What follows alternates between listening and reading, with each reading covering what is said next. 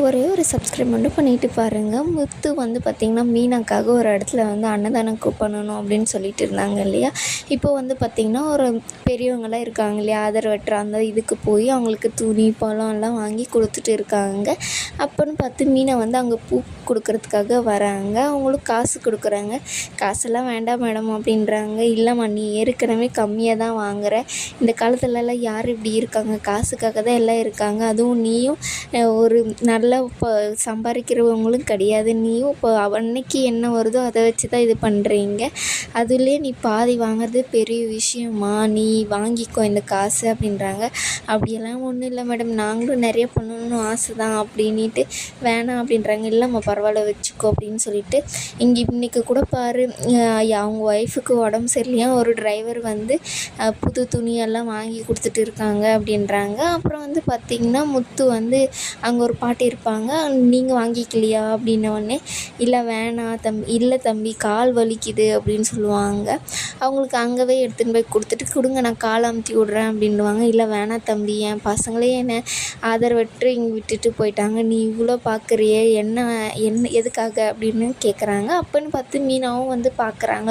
ஓ இவர் தானா அப்படின்ற மாதிரி பார்த்திங்கன்னா அவங்களுக்கு கண்ணெல்லாம் கலங்கிறது. அவங்களுக்கு அந்த பாட்டிக்கு கால் அமுத்திக்கிட்டு, என் பொண்டாட்டிக்கு உடம்பு சரியில்லை, அவளுக்கு சரியாகணும், எல்லாருக்கும் நான் ஒன்று கேட்டுக்கிறேன், நீங்கள் சாமி கும்பிடும்போது இதை வேண்டிக்கோங்க, என் பொண்டாட்டிக்கு அவர் பேர் வந்து மீனா, நீங்கள் எல்லோரும் வேண்டிக்கோங்க, அவளுக்கு உடம்பு சரியில்லை அப்படின்ற மாதிரி எல்லாருக்கிட்டையுமே சொல்லி வேண்டிக்கோங்கன்னுட்டு இருக்காங்க. அவங்க ஃப்ரெண்டு இருந்துக்கிட்டு, எதுக்குடா இவ்வளோ பண்ணுற, கோயிலுக்கு போகிற, அங்கே இங்கே அன்னதானமாக பண்ணுற, நான் யாருக்குமே நல்லது பண்ணலடா, என்னால் அவளுக்கு ஒன்று இது வந்துடக்கூடாது, நான் சாமி கும்பிட்டு அது நடக்குமா நடக்காதான்னு தெரியாது, அதனால தான் எல்லா பக்கமும் போய் மீனாக்காக வேண்டிக்கிட்டு அப்பயாச்சும் அந்த கடவுள் வந்து கொஞ்சம் இறங்கி வருவார் இல்லை அப்படின்ற மாதிரி சொல்கிறாங்க. மீனாவுக்கு பயங்கரமாக அழுக வந்துடுது. ஏங்க அப்படின்னு சொல்லிட்டு அவங்களே கூப்பிட்டு, என்ன மீனா என்ன இந்த பக்கம் அப்படின்னோடனே, இங்கே தான் நான் பூ கொடுக்க வந்தேன், அப்போ தான் சொன்னாங்க அப்படின்னு சொல்லிட்டு சொல்கிறாங்க. ஆமாம் மீனா, எனக்காக நீ எவ்வளோ பண்ணியிருக்க, நான் இதுக்கு பண்ணிய மாதிரி எனக்காக நீங்கள் இவ்வளோ பண்ணுறீங்களே, அதுக்காக நான் தகுதியானவ கூட இல்லையே அப்படின்ற மாதிரி சொல்லுவோம். ஐயோ மீனா, நீ வந்த பின்னாடி தான் மீனா நான் ஒரு நல்ல மனுஷனாகவே இருக்கேன், இப்படி இருக்கிறதுக்கு காரணமே நீ தான் மீனா அப்படின்னு சொல்லிட்டு சொல்கிறாங்க. கண்டிப்பாங்க இந்த ஆப்ரேஷன் நல்லா நடக்கும், நான் உங்களுக்கு ஒரு பாப்பா பெற்று கொடுக்குவேன் அப்படின்னு சொல்லிட்டு மீனாவும் சொல்லி அங்கே 2 பேரும் பார்த்திங்கன்னா பேசிகிட்டு இருக்காங்க. அதுக்கப்புறம் பார்த்திங்கன்னா மீனா வந்து டயர்டாக வராங்க. வந்தவொடனே முத்து, என்ன இவ்வளோ டயர்டாக இருக்கேன், நீ போய் ஃப்ரெஷ்ஷாக போ அப்படின்னு சொல்லிட்டு, ஏன்னா அண்ணி டயர்டாக இருக்காங்களா, நான் உங்களுக்கு பொங்கல் செஞ்சு தரேன் அப்படின்னு சொல்லிட்டு லாஜிக்கே இல்லாத ஒரு விளம்பரத்தை வந்து இதுக்குள்ளே போடுவாங்க, ஒரு அரிசி விளம்பரம். அதுவும் பார்த்திங்கன்னா முத்துவும் மீனாவும் சாப்பிட்டு பார்த்துட்டு ரொம்ப நல்லா இருக்குது அப்படின்னு சொல்லிட்டு 2 பேரும் பேசிட்டு, இவர் இருப்பார் ரவியும் வந்து, அவர் தான் ரவி தான் செஞ்சு கொடுப்பாரு.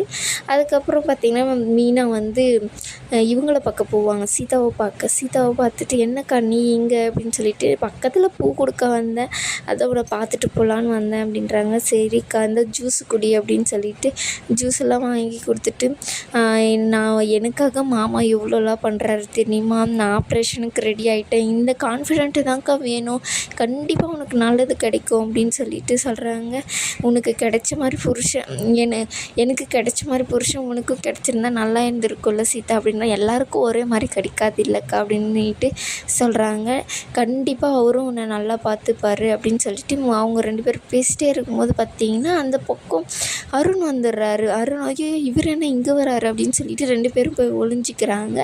அதுக்கப்புறம் அந்த மாஸ்டர்கிட்ட வந்து பேசுகிறாங்க, நீ தான் இந்த இதை நடத்துகிறதா, இவ்வளோ பொண்ணுங்க வராங்களையா, என்ன வேஸ்ட்டு தானே இவங்களுக்கெல்லாம் சொல்லி கொடுக்கறது அப்படின்றாங்க. அப்படியெல்லாம் இல்லை, அவங்களுக்கு ஒன்றுனா அவங்க எதிர்த்து போராடணும் அப்படின்ற மாதிரி சொல்கிறாங்க. சரிங்க, இங்கே ஸ்கூலெல்லாம் இருக்கு இல்லையா, அது வேன் திரும்ப கொஞ்சம் கஷ்டமாக இருக்கா, நீங்கள் வண்டியெல்லாம் கொஞ்சம் ப்ராப்பராக விடுங்க அப்படின்றாங்க. சரி நானும் பசங்கக்கிட்ட சொல்லியிருக்கேன், புதுசாக வர்றவங்க தான் அந்த மாதிரி விடுறாங்க, இனிமேல் நல்லா விடுவாங்க, சரி 4-5 பேரை நான் செலக்ட் பண்ணிக்கிறேன் அப்படின்னு சொல்லிட்டு பார்த்திங்கன்னா போகிறாங்க.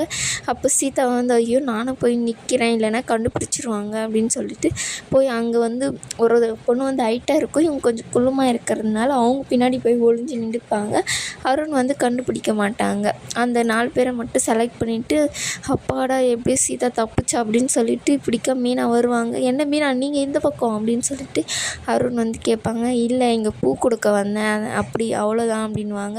என்னையும் பொண்டாட்டியும் பிரிச்சுட்டிங்க, நீங்கள் மட்டும் சந்தோஷமாக இருக்கீங்கல்ல, இது முழுக்க முழுக்க காரணம் என்னை பழி வாங்கிறதுக்காகவே உன் புருஷன் இதெல்லாம் பண்ணிகிட்டு இருக்கான் அப்படின்னு சொல்லிட்டு சொல்லுவாங்க. நீங்கள் ஒழுங்காக நடந்துக்கிட்டால் நாங்கள் ஏங்க சீதாவை கூட்டிகிட்டு வர போகிறோம், கண்டிப்பாக சீதாவும் நானும் சேர்ந்து வாழ தான் போகிறீங்க, நான் பார்க்க தான் போகிறீங்க நீங்கள் அப்படின்னு சொல்லிட்டு அங்கேருந்து அவங்க கிளம்பிடுவாங்க. என்னக்கா என்னாச்சு அப்படின்னோடனே ஒன்றும் இல்லை, அவர் உன்னை பற்றி தான் உன் மேலே இருக்க அக்கறையில் தான் பேசிட்டு போகிறாரு அப்படின்னு சொல்லிட்டு அவங்களும் சொல்லிவிட்டு அங்கேருந்து போயிடுவாங்க. அதுக்கப்புறம் பார்த்திங்கன்னா ஒரு கோயிலுக்கு கும்பிட்றதுக்காக போகிறாங்க. அவங்க முத்து வந்து அங்கே பிரதேசனம் பண்ணிகிட்டு இருப்பார். அதை பார்த்துட்டு இவ்வளோ இந்த காலத்தில் இப்படி ஒரு புருஷனா அப்படின்னு சொல்லிட்டு எல்லாம் பேசிகிட்டு இருப்பாங்க. இதோட இந்த எபிசோடு முடியுதுங்க.